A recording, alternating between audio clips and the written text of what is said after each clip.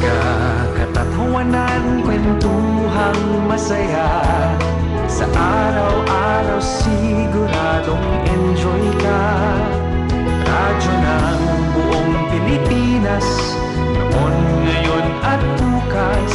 Yan ang tatak, RMN, radyo mo nationwide. Tatak RMN, radyo mo nationwide. RMN, radyo mo nationwide.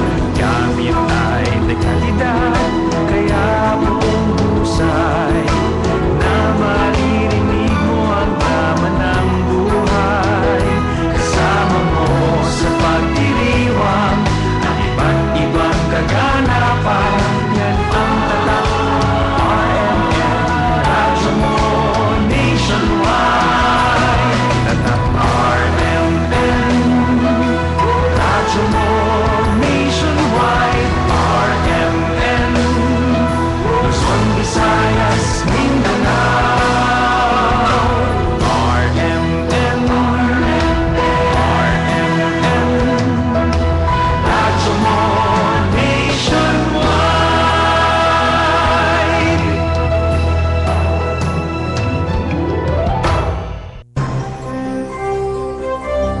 Ito ang DXDR 981 sa Dipolog numero 1. Tatak RMN.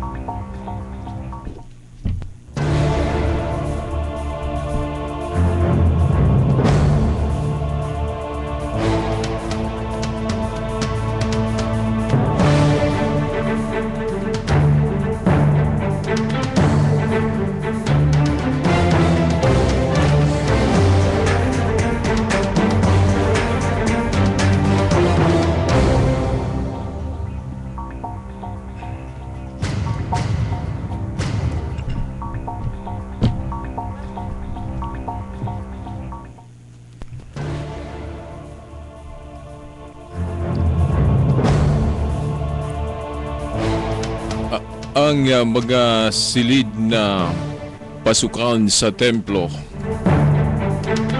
ang dakong banal at ang dakong kabanal-banalan at ang bulwagan sa gawing labas ay nababalot ng tabla mula sa sahig hanggang sa bintana.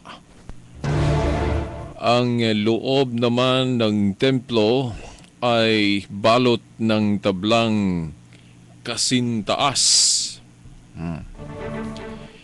Kasintaas ng pinto at may ukit na larawan ng palmera at kiruben. Salitan ang larawan ng palmera at kiruben. Bawat kiruben ay may dalawang mukha. Isa ay mukha ng tao, mukha naman ng leon ang isa. Ang mga ito'y magkatalikod at parehong nakatingin sa puno ng palmera. Ganito ang larawang nauukit sa lahat ng dingding ng templo. Kasintaas ng pinto ang mga tablang may nakaukit na larawan ng kiruben at puno ng palmera.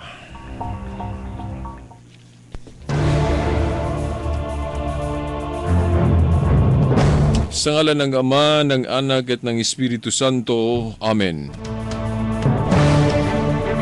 Mga kaibigan, mga magulang, At mga kapatid, no, pagkakasama ang palatuntunang pinamagatang ang liwanag sa pananampalatayang Katoliko, sumahimpapawid na naman dito sa RMN Dipolog, DXDR 981 AM. Makita at mapakinggan sa website ng RMN Dipolog, ang rmndipolog.weebly.com. Mga kaibigan, mga kapatid, araw po ngayon na linggo, ika-19 sa buwan ng Mayo 2013. Kahapon po nagdiriwang ang ating lugar ng Dipolog sa kapiestahan ni Senyor San Vicente. So belated happy fiesta sa lahat ng mga taga-Dipolog.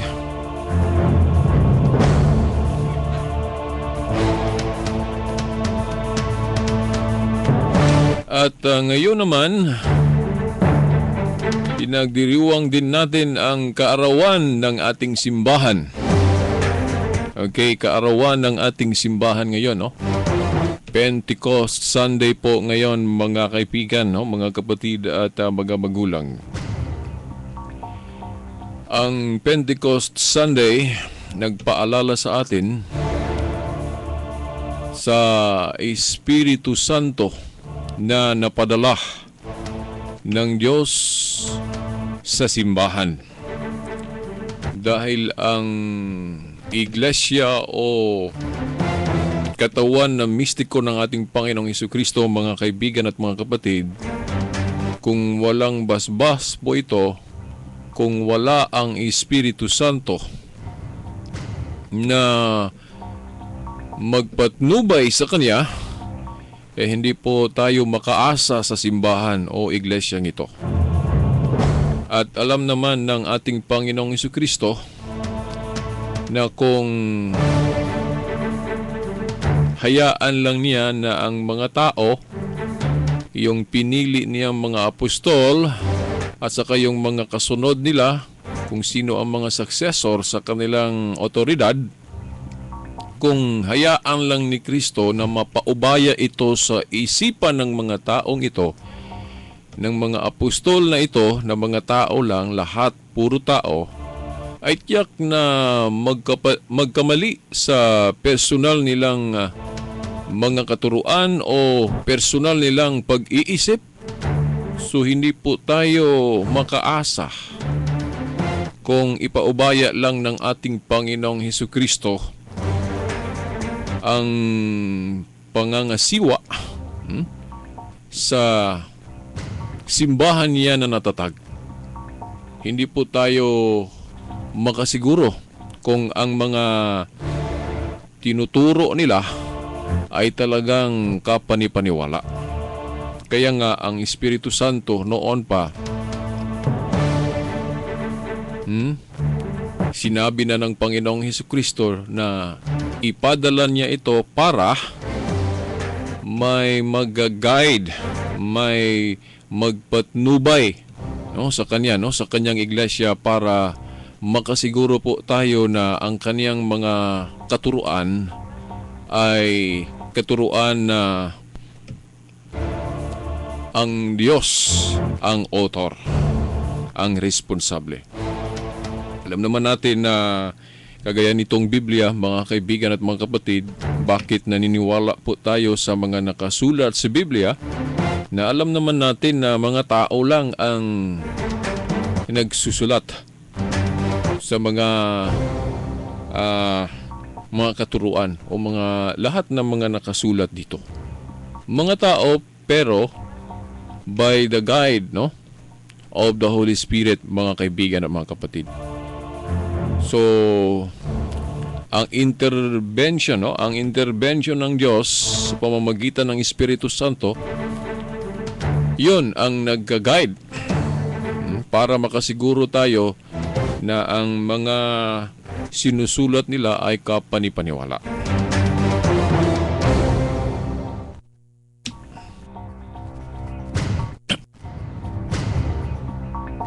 So, mga kaibigan at mga kapatid, yan ang tandaan natin. So, importante po ang pinagdiriwang natin ngayon na Pentecost Sunday. Kaarawan ng ating simbahan, simbahan na natatag ng ating Panginoong Hesukristo. Ito din ang isa sa dapat nating gawing basihan, no? Kung tayo ay nagsusuri kung ano talaga ang tunay na iglesia na natatag ng ating Panginoong Hesukristo. Dahil sa panahon ngayon, marami kasi ang nag-aangkin, mga kapatid at mga magulang o mga kasama. Ang daming nag-aangkin na itong mga iglesyang ito, bawat isa sa kanila ay nag-aangkin na tunay daw na mga iglesia.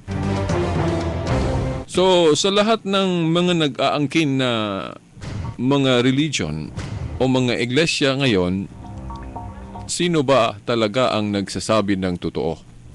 Nagsasabi ng buong katotohanan tungkol sa simbahan o iglesia na natatag ng ating Panginoong Hesukristo, mga kaibigan at mga kapatid. Bakit sinabi kong isa ito sa basihan? Kung magsusuri tayo kung sa mga iglesia ngayon, sa mga relihiyon ngayon na Kristiyano na nag-aangkin na tunay daw na iglesia, bakit masasabi natin na itong Pentecost Sunday, isa ito sa sasabihin nating mark o palatandaan na ang ating iglesia ay talagang natatag ng ating Panginoong Hesukristo? Mga kaibigan at mga kapatid, isipin lang natin o suruin natin kung ang iglesia ba natin ay nagsimula ba noong unang siklo? O nagsimula ba noon sa kapanahunan ng napadala ang Espiritu Santo? Pag sinabi kasing simbahan o iglesia, mga tao po kasi yan, mga kaibigan, mga kapatid, isang grupo na naorganisa ng ating Panginoong Hesukristo. O naorganisa niya, dahan-dahan itong naorganisa niya para bang bahay, no? Kung magtatag ka ng bahay, gawa ka ng bahay, una mong gawin ay yung bumili ka ng mga materyales, yung mga kagamitan, no? Para makagawa ka ng isang bahay. At hindi automatic agad na maging isang bahay na agad na diretso, no? Parang wala ka nang gawin pa, no? Dahan-dahan itong gagawin mo hanggang mabuo mo ang yung bahay na complete na, no? Wala nang kulang. Pero hindi automatic, no? Yan din ang pagtatag ng ating Panginoong Hesukristo sa simbahan niya. Dahan-dahan niya itong ginawa. Una, tinawag pa niya ang kaniyang mga disipulo na naging mga apostol. Naorganisa sila. Si Kristo ang leader o pangulo nito. At dahil hindi naman siya magtagal, mamamatay siya, patayin kasi siya Pero ma-resurrect siya o mabuhay siya ng muli, no? At hindi naman siya magtagal, aakyat na naman siya, no? Babalik naman siya sa langit. So ang kaniyang pagka-leader, ang kaniyang pagka-pangulo o ulo ng simbahan ay hindi na makikita, no, kung aakyat na siya sa langit, no, mga kaibigan, mga kapatid. So talagang mag-iisip naman siya kung sino naman ang kaniyang representative o sabihin nating prime minister. At sa ating paniniwalang Katoliko, alam naman natin kung sino ang napili niya, si Pedro, di ba? So talagang organisado po ang iglesia na ito. Visible po ito, makita po ito noon pa, unang siglo. At suriin natin ang mga religion o mga iglesia natin ngayon, ito bang inaaniba natin na grupo o iglesia Ito ba ay yung iglesia na nagsimula noong unang siglo na natatag ng Panginoong Hesukristo ito at nagpatuloy hanggang ngayon, mga kaibigan at mga kapatid? Yun, no? Ating tandaan. So kung ang iglesia natin ay nagsimula lang noong 1914, halimbawa, yung mga kapatid nating iglesia ni Kristo, paano po natin masasabi na ito ang tunay na iglesia samantalang ang iglesia na natatag ng ating Panginoong Hesukristo noon pa, no? Matagal lang natatag ito. So ang isang palatandaan na sabihin nating nagsimula noong unang siglo at nagpatuloy sa ikalawa, ikatatlo, ikaapat, ikalima, ikaanim, ikapito hanggang ngayon. Anong grupo ba na relihiyon? Anong iglesia ba ang makabigay patunay sa atin, mga kaibigan at mga kapatid? Sa pagkaalam ko, mga kaibigan at mga kapatid, wala pong iba ang Iglesia Katolika Apostolika Romana. So, mga kaibigan at mga kapatid, ang ating pagdiriwang ngayon sa kaarawan ng ating simbahan, bakit ina-attribute natin na ang Pentecost ay kaarawan ng ating simbahan, no? Dahil kung na-organize lang ng Panginoong Hesukristo ito at wala ang Espiritu Santo, may kulang kasi. Subali, ang masasabi nating kumpleto ang pagkatatag sa iglesia niya kung mapadala na. Kung sa ibang salita pa, kung may basbas na, no? O may kulang kung wala ang Espiritu Santo. Dahil sa sinabi ko na, kung ipaubaya lang ng Panginoong Hesukristo sa isip ng mga disipulo niya, sa mga tao na pinili niya, ipaubaya lang niya, no? Sa talino o sa galing ng mga disipulo o mga apostol na ito, ay talagang hindi po tayo makaasa na lahat na ituturo nila kapani-paniwala. Dahil mahaluan kasi ito, hindi po maiwasan na mahaluan po kasi ito ng mga katuroang galing lang sa sarili ng mga taong ito o mga disipulo o mga apostol na ito. So, even ngayon, mga kaibigan, mga kapatid, na sa paniwala nating Katoliko na ang mga obispo po natin ang nakasunod sa otoridad ng mga apostol, kahit na nasa kanila ang authority, hindi po lahat masasabi natin na lahat na ituturo ng mga obispo, tama na. Suruin muna natin na ang isang obispo po natin nagtuturo galing ba sa yung tinatawag nating magisterial teachings. No, yung mga opisyal na katuruan na galing sa mga apostol na tinuro itong mga katuruan na ito universally na guided by the Holy Spirit. Maring masabi natin, kung ang obispo na yan magtuturo ng magisterial teaching, opisyal na mga katuruan, tama siya. Dahil hindi po galing sa kanyang sarili ang turo na yan, no? Pero kung halimbawa ang isang obispo ay magtuturo ng isang turo na galing lang sa kanyang sarili, especially kung hindi niya ni-refer ito sa opisyal na mga katuruan ng ating simbahan, no, universally, maaring magkamali siya. At kung pag-usapan naman natin sa mga gawa nila, dahil po tao lang po sila, meron silang sariling pagpipili, pwede rin silang magkasala. Ay katulad sa 12 apostles, for example.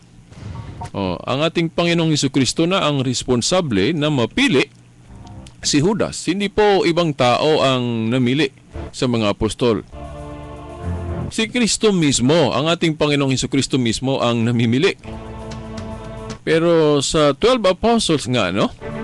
Disipulo ng ating Panginoong Hesukristo. May naghudas pa.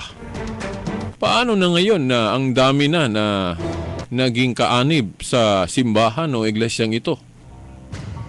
So yan, no? Bakit sinabi ko yan? Parang malarawan ninyo ba na ang tunay na iglesia ay hindi po lahat, isipin natin na ang mga miyembro nito ay lahat puro santo na. So kung sa ating simbahan kayo, ngayon may nakita kayong mga kaanib na hindi mabubuti, hindi po agad iisipin natin na hindi na ito tunay na iglesia. Kasi yun kasi ang pananaw ng iba.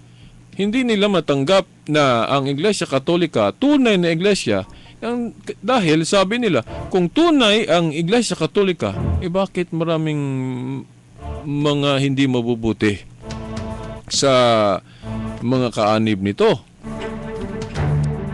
Na ang founder po nito, ang ating Panginoong Jesucristo, dapat katulad niya. Christians kasi ang mga kaanib, no? Tatawagin kasi mga Kristiyano o Christians ang mga kaanib nito, ibig sabihin ginagaya ang kabutihan na nagawa ng ating Panginoong Jesucristo at ng mga apostol na naging masunurin sa kanya, no, ng ating Panginoong Jesucristo. Mga kaibigan, mga kapatid, kaya magsusuri tayo.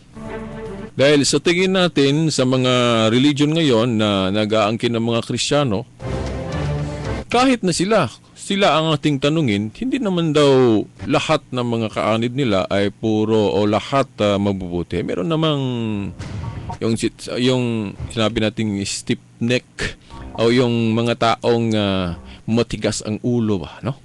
Kahit na pabalik-balik na tinuruan ng magandang asal, mga turo galing sa ating Panginoong Jesucristo, o inuulit-ulit na ni-remind o pinaalala ang 10 utos ng Diyos, ayaw pa rin tuparin, di ba? Simple lang, halimbawa, yung huwag kang papatay. Dahil yung vengeance, sa Diyos lang yan. Pero merong mga tao ngayon na angkinin nila ang kapangyarihan na yan. Di ba? Kasalanan. Yung pagnanakaw. Yung hindi pagbigay sa hustong suhol. Sa mga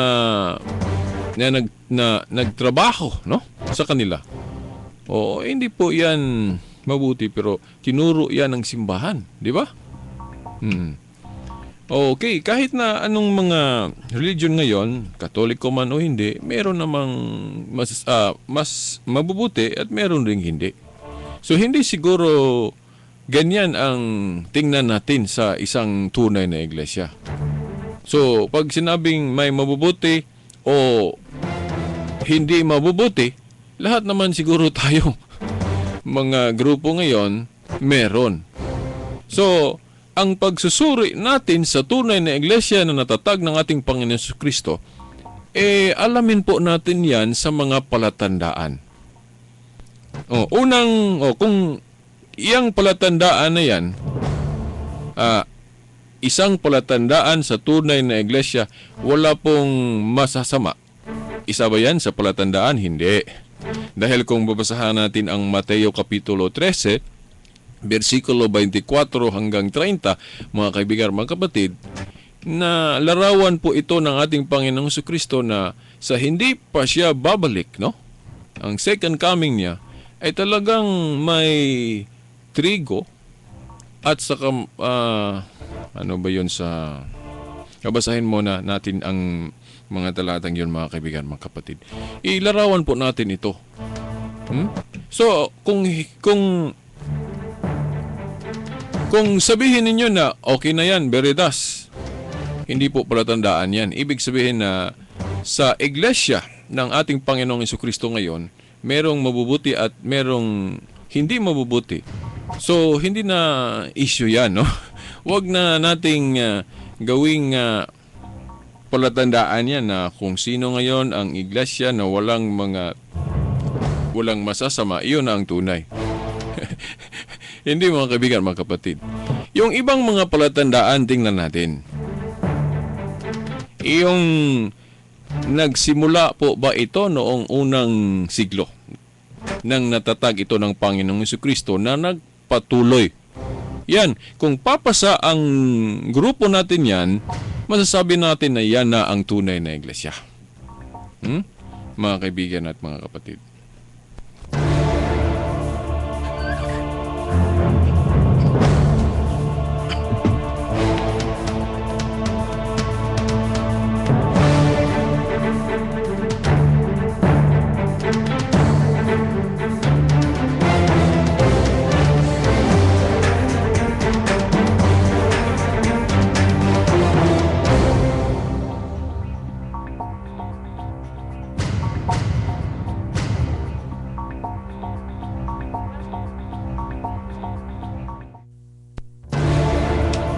Okay, ito na mga kaibigan, mga kapatid, babasahin natin.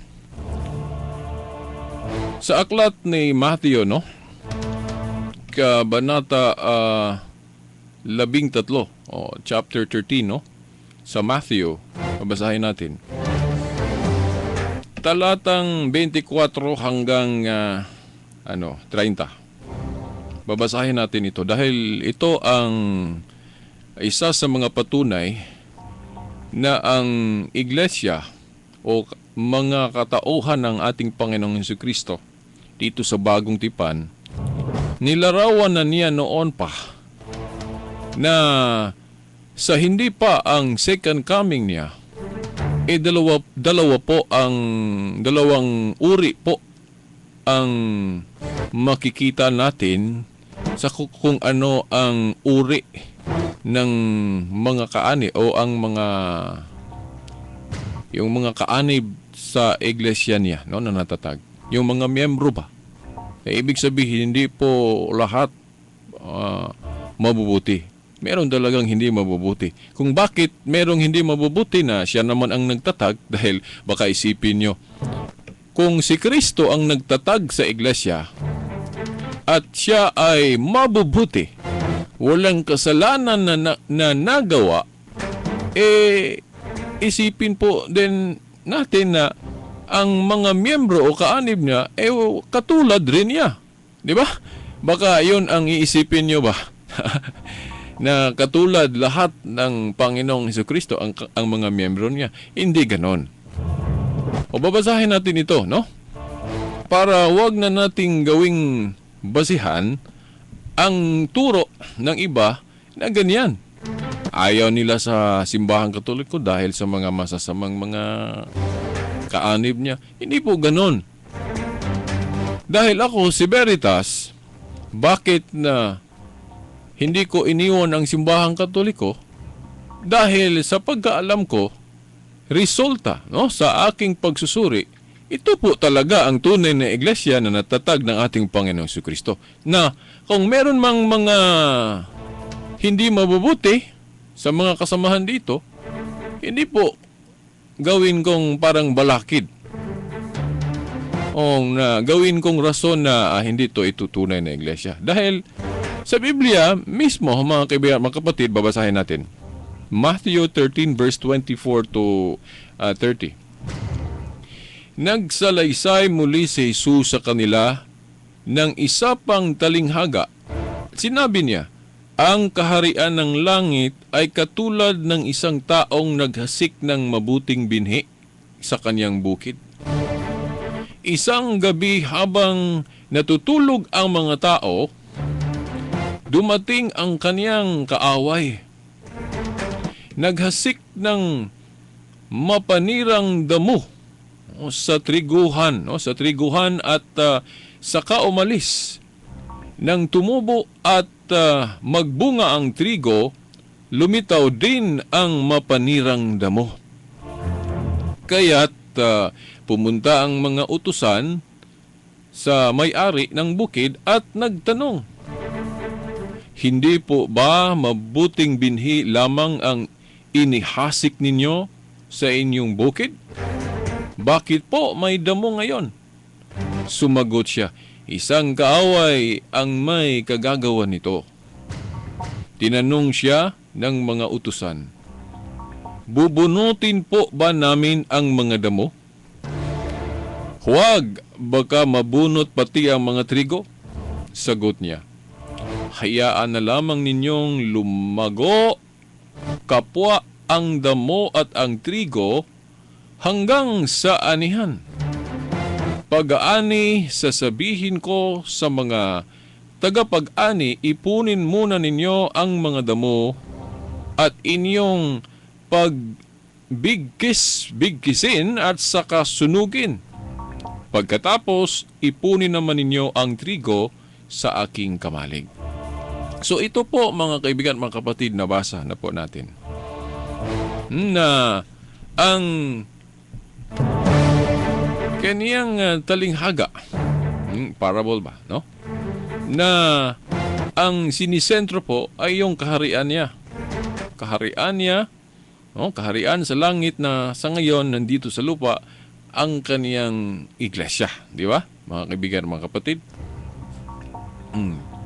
Sabi niya, isang gabi habang natutulog ang mga tao, dumating ang kaaway. Ang kaaway po na tinutumbok dito ay yung demonyo. Yung tinawag nating yawa. Yung responsable na nagkasala ang tao. Mga kaibigan at mga kapatid. Naghasik ng mapanirang damo sa triguhan at saka umalis. Nang tumubo at magbunga ang trigo po dito, ang ibig sabihin yung mga mabubuti. No? Yung mga miyembro o kaanib sa kaharian o iglesia ng Panginoong Jesucristo na mabubuti.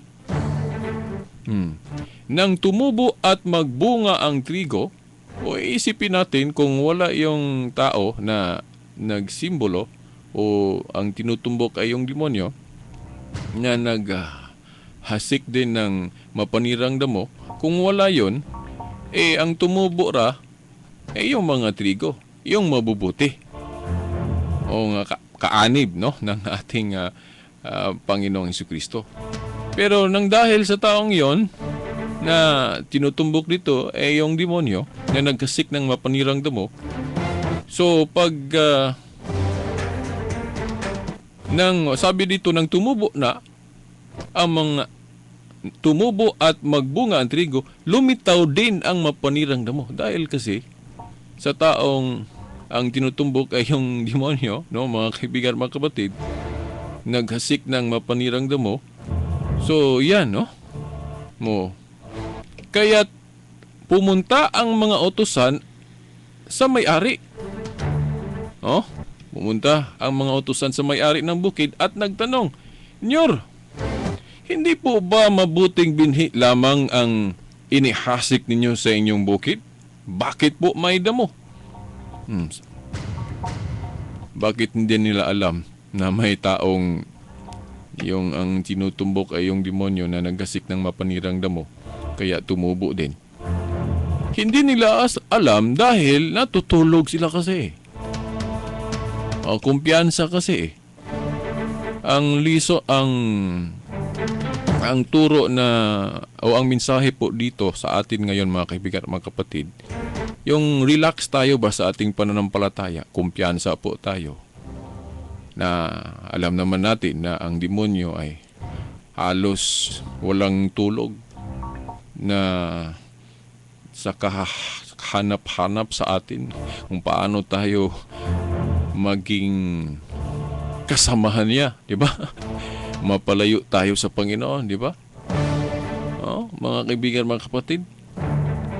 So, ito, no? Ano ang sabi pa dito, mga kaibigan, mga kapatid? Sinabi nila, hindi po ba mabuting binhi lamang ang inihasik ninyo sa inyong bukid? Bakit po ba may damo ngayon? Sumagot siya, isang kaaway ang may kagagawa nito. Tinanong siya sa mga utusan, bubunutin po ba namin ang mga damo? Sa ibang pagkapahayag, no, mga kaibigan, mga kapatid, o sa ibang salita, pwede po nating intindihin ito na ang sinabi nila, no, ng mga utusan, bubunutin po ba namin ang mga damo? Katulad sa pagsasabi na i-excommunicate o ititiwalag po ba namin ang mga tao? Ibig sabihin yung mga hindi mabubuti ba sa loob ng iglesia? Ititiwalag po ba namin o excommunicate po ba namin ang mga hindi mabubuti sa iglesyang ito? Ito kasi ang ibig sabihin, no? Sa talinghaga nito, mga kaibigan, mga kapatid.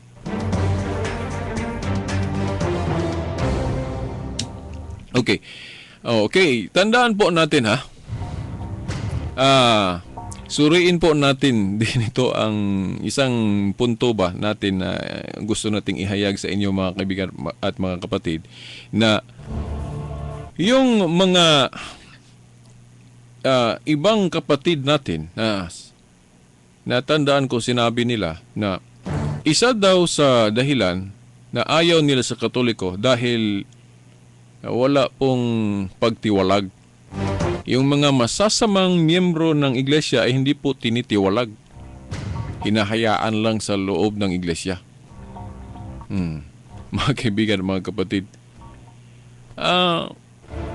Mga kaibigan, mga kapatid, prerogative po kasi yan sa mga lideres ng ating iglesia o simbahan. O hindi naman natin sinasabi na walang tiwalag sa loob ng iglesia. Dahil ang ating simbahang Katoliko noon pa, marami ng mga kaanib na tinitiwalag dahil masasabi nating matigas ang ulo. Pinagsabihan na pero ayaw makinig, kaya tinitiwalag.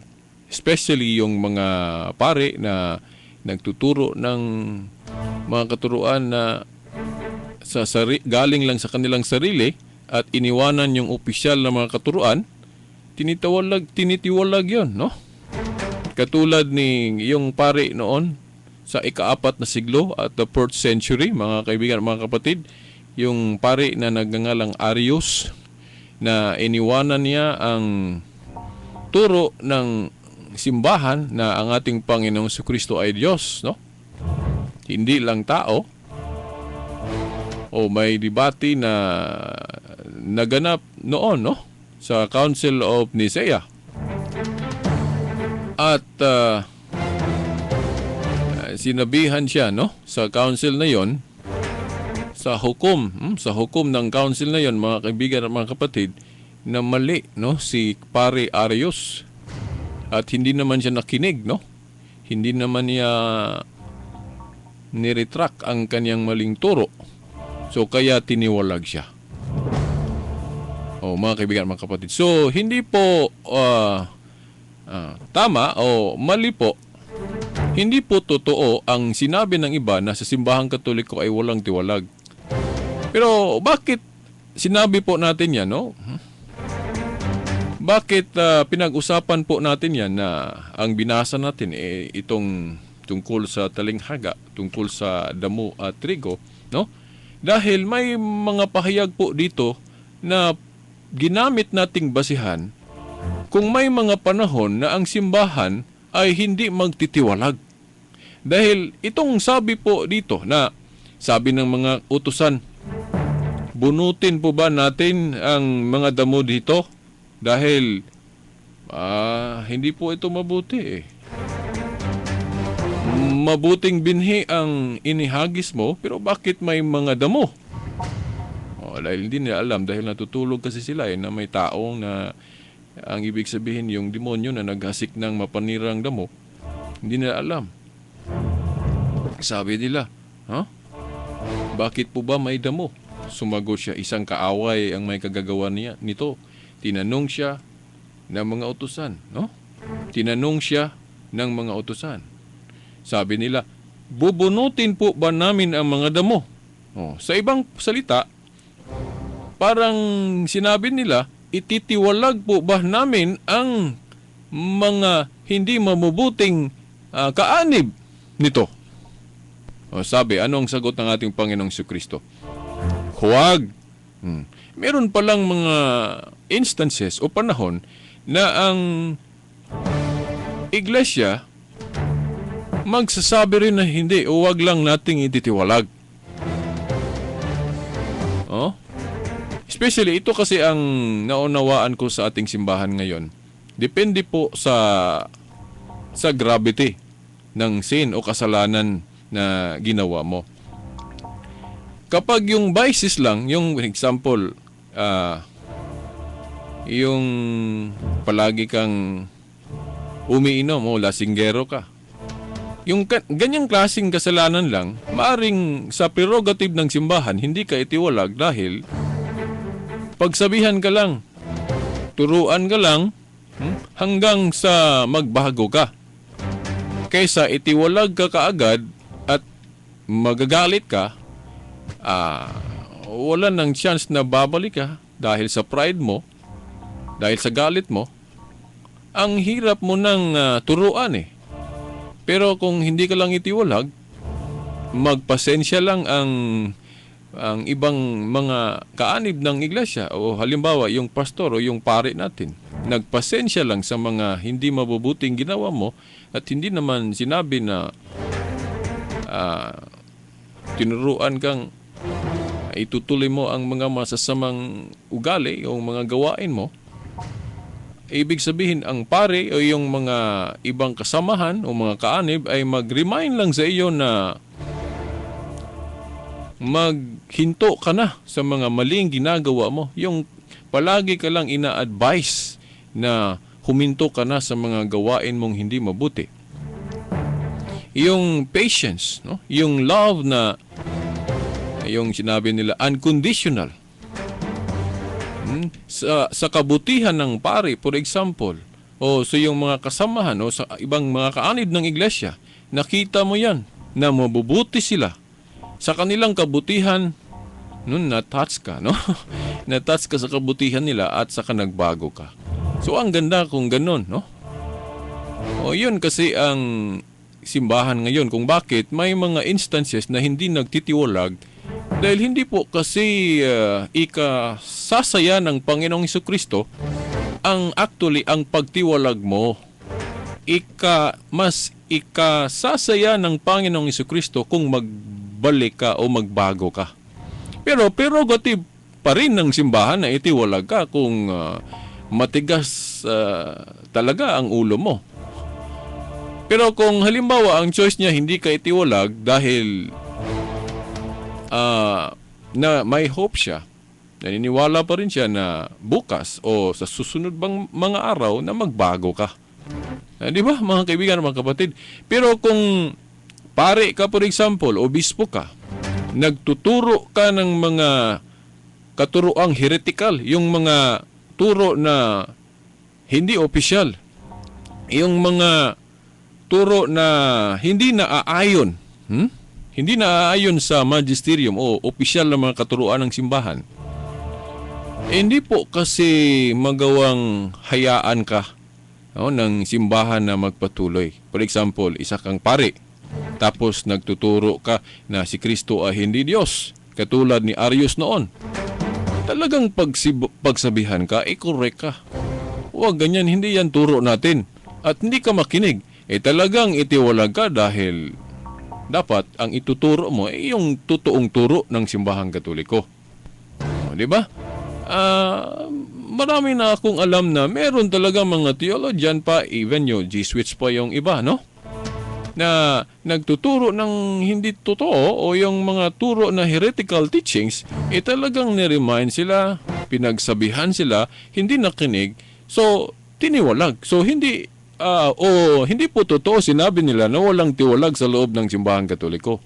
Pero kung mag-choice naman, kung ang prerogative naman ng simbahan, yung otoridad niya, gagamitin niya, no, ang kanyang prerogative na case-to-case basis, no? Depende po sa kaso. Pag ang kamalian mo lang ay yun lang, hindi ka nagsisimba, at saka may hindi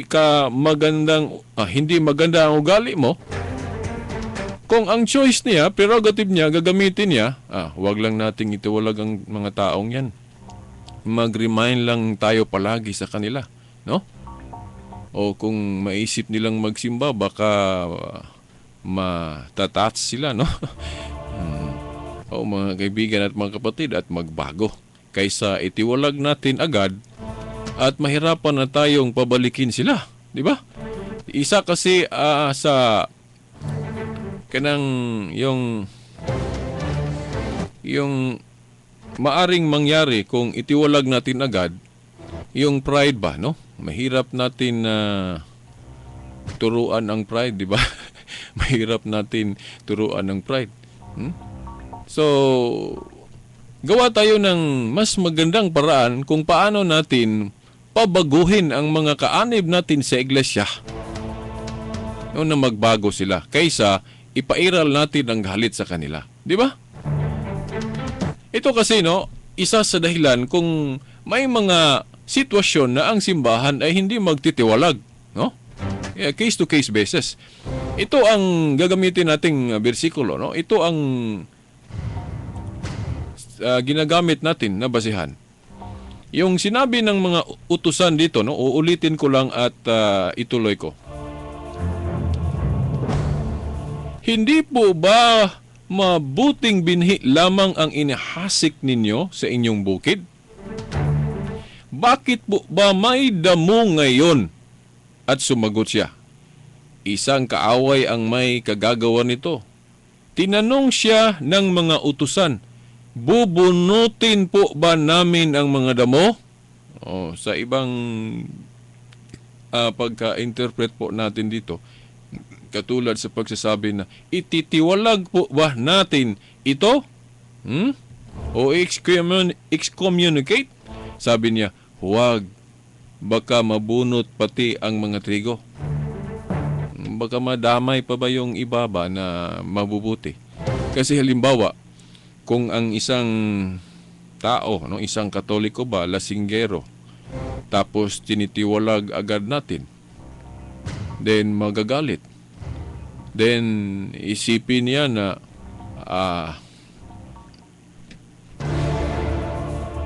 bakit tinitiwalag ako? At sa galit niya, no, nagagalit siya. So nag-isip siya ng mga hindi magandang isip, no?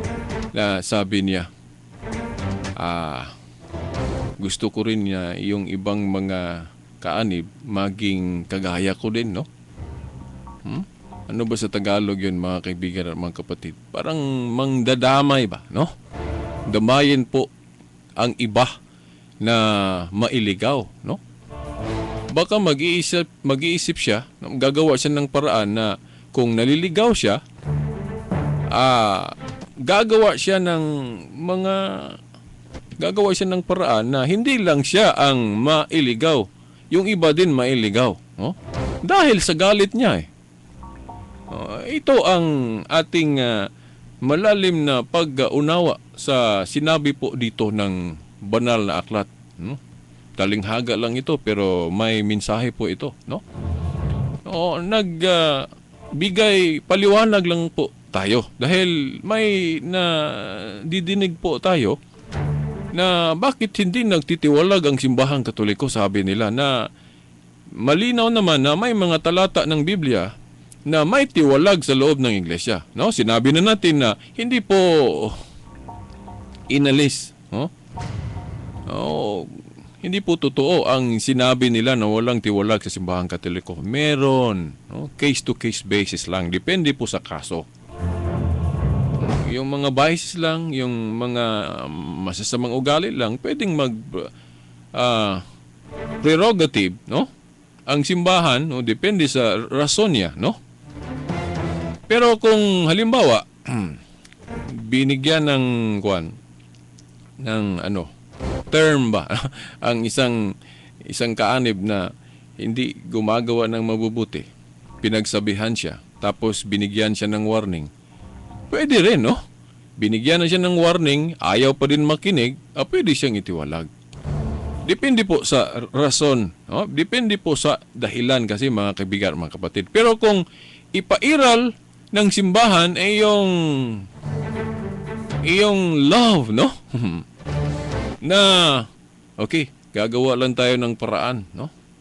Kahit na nasa loob pa rin siya ng ating simbahan, mas mabuti, kaysa nasa labas na siya, dahil kung sa labas na siya, Kung mahirapan na tayo sa paghanap sa Kanya, ay hindi makabuti yon, di ba? Oh. So, ang magandang strategy, kung ganyan lang, dito lang siya sa loob para makita natin. Para ma-remind natin siya palagi o ano pang magawa natin na makikita niya at matatas siya, no? Maliwanagan siya at magbago siya. Di ba? Mga strategy po kasi yan mga kaibigan, mga kapatid. Depende po sa reason natin. So, I hope na naunawaan ninyo ang ibig po nating sabihin, mga kaibigan, mga kapatid. Na kahit na hirap pa rin tayo, no, sa pagkatagalog. Dahil hindi po kasi tayo Tagalog, no? Isa po tayong Bisaya, no? Bistak Bisaya po tayo, mga kaibigan at mga kapatid, no? Pinilit lang natin na magsalita ng Tagalog para hindi ang mga Bisaya lang, no, ang makaintindi. Kundi ang lahat ng mga Pilipino, yung mga kapatid natin ng mga Tagalog. Hindi po kasi problema ng mga Bisaya ang Tagalog dahil national na salita po natin ang Tagalog, no? May Filipino subject sa eskwelahan. So yung mga Bisaya talagang makaintindi sila ng Tagalog, no? 'Di ba, mga kaibigan, mga kapatid? Pero yung mga Tagalog na hindi nag-aaral ng Bisaya, hindi sila makaintindi. So napilitan akong piliin na ang ating palatuntunan ginawa na nating Filipino, no, program o national program na kahit na hindi tayo bihasa sa hindi tayo bihasa sa pagsasalita sa salitang ito, no, ang salitang Tagalog. Huwag tayong sabihin natin na yung iba ay naproproblema sila, no, kung walang tiwalag, no. Kung hahayaan lang na yung mga miyembro sa loob ng iglesyang ito, no, kaharian ni Kristong ito, no, sa ngayon, naguguluhan sila. Bakit po hindi natin sila ititiwalag, no? Okay, at ituloy natin, mga kaibigan, mga kapatid. Huwag nating problemahin yan, no? Dahil darating rin ang panahon kung ano ang gagawin sa kanila. Hindi po naghinto ang istoryang sinasabi dito, mga kaibigan, mga kapatid. Ituloy natin. Sa pagsabi ng Panginoon, huwag, baka mabunot pati ang mga trigo. Sagot niya, hayaan na lamang ninyong lumago, kapwa damo at ang trigo hanggang sa anihan. Pag-aani ay sasabihin ko sa mga tagapag-ani. So, hintayin muna ang yung sinabi dito ay pag-aani. Ano bang mangyayari sa pag-aani kung dadating na ang panahon na yon? Ipunin muna ninyo ang mga damo at inyong pagbigkis-bigkisin at saka sunugin. Pagkatapos, ipunin naman ninyo ang trigo sa aking kamalig. So, hindi po natin problemahin kung ano ang gagawin natin sa mga, yung sinabi dito, trigo at saka yung mga damo. Dahil sa araw ng paghuhukom, ito po kasi ang ibig sabihin nitong pag-aani. Sa araw ng paghuhukom na ihiwalay ang damo at trigo. Ihiwalay ang mabubuti at hindi mabubuti, no? Ito na ang tiwalag na sinasabi nating final. So, kung ang simbahan natin ngayon, choice niya na kung ugali lang ang problema, huwag siyang magtiwalag dahil umaasa siya na sana magbago. Kung palagi lang tayong mangangaral, dahil nasa loob lang siya ng simbahan, hindi tayo nahihirapang i-remind o pagsabihan siya kaysa lumabas sa ating simbahan at hindi na siya makarinig sa mga reminders, no? Mga kaibigan, mga kapatid. Strategy po kasi yan, mga kaibigan at mga kapatid. At basahin natin, no? Meron pang ilang mga minuto na lang ang natitira sa palatuntunan natin ngayon. Babasahin natin ang explanation, no? Na nakasulat dito sa Biblia.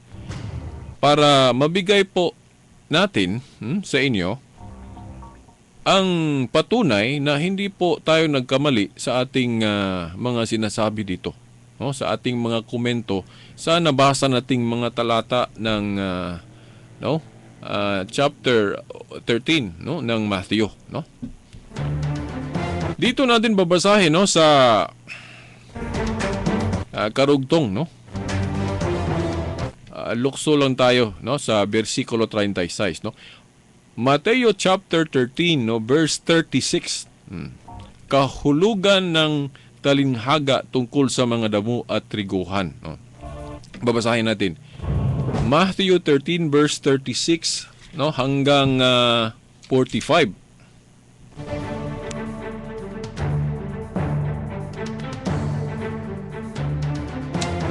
Okay, babasahin natin. Pagkatapos, iniwan ni Jesus ang mga tao at pumasok siya sa bahay. Lumapit ang kanyang mga alagad at sinabi sa kanya, "Ipaliwanag nga po ninyo sa amin ang talinghaga tungkol sa mapanirang damo, no? Mapanirang damong tumubo sa bukid." Sumagot si Jesus, "Ang naghahasik ng mabubuting binhi ay ang anak ng tao. Ang bukid ay ang daigdig.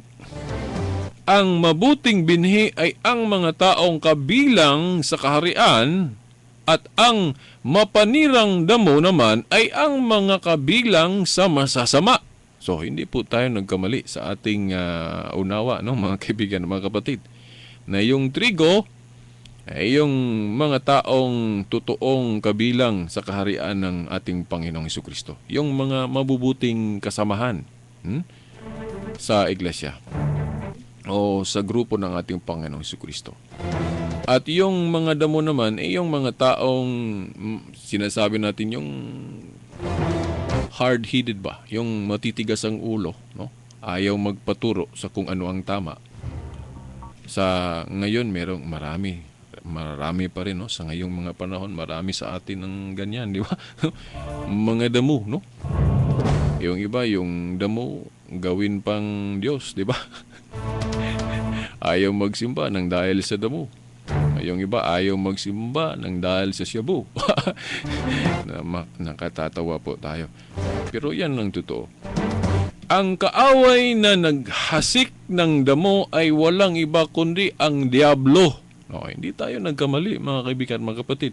Ang panahon ng pag-aani ay ang katapusan ng daigdig. Yung sinabi natin na final judgment ba, no? At ang mga tagapag-ani naman ay ang mga anghel. Kung paanong ang mga damo ay tinitipon at sinusunog, ganon din ang mangyayari sa katapusan ng daigdig. So, hindi po natin problemahin kung anong mangyayari. Kung ano ang gagawin sa mabubuti at hindi mabubuti, mga kaibigan, mga kapatid. Yun kasi, yung may INC kasi akong nakausap na problema kasi siya sa Katoliko dahil walang tiwalag. Pero gatib yan. Unang-una, hindi totoo na walang tiwalag sa simbahang Katoliko. Case-to-case basis lang. Kung ugali lang ang problema nyo, maaring mag-prerogative, mag-choice ang simbahan na wag lang nating kang itiwalag dahil aasa kaming magbago ka sa loob. Dahil sa loob, makikita ka namin, ma-remind ka namin palagi.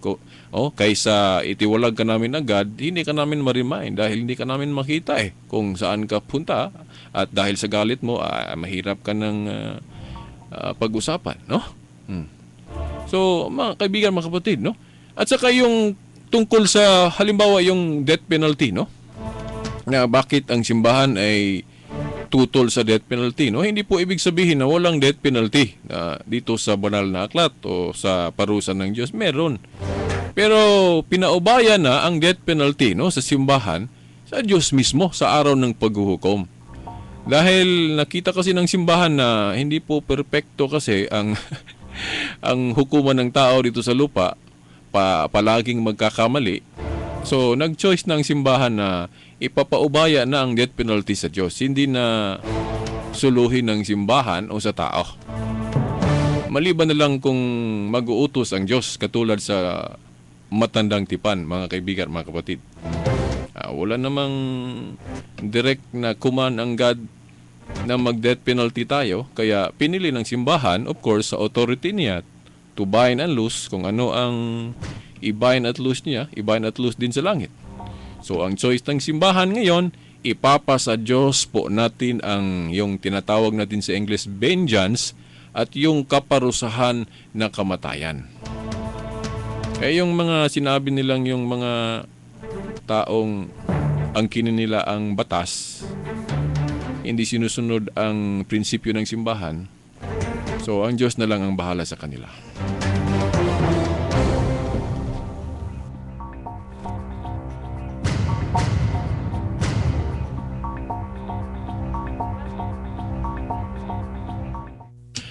Okay no mga kaibigan, mga kapatid, dahil wala na po tayong oras.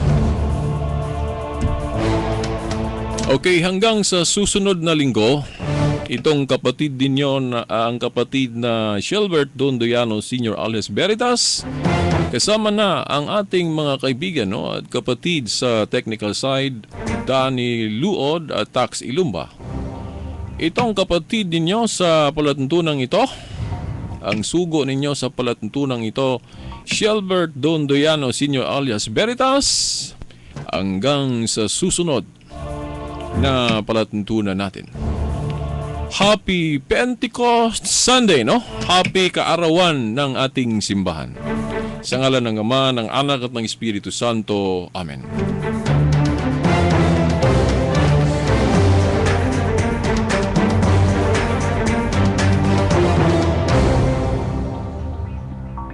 Radyo mo nationwide.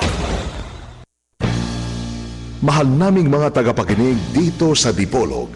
Noon pa man, kayo na ang naging inspirasyon namin.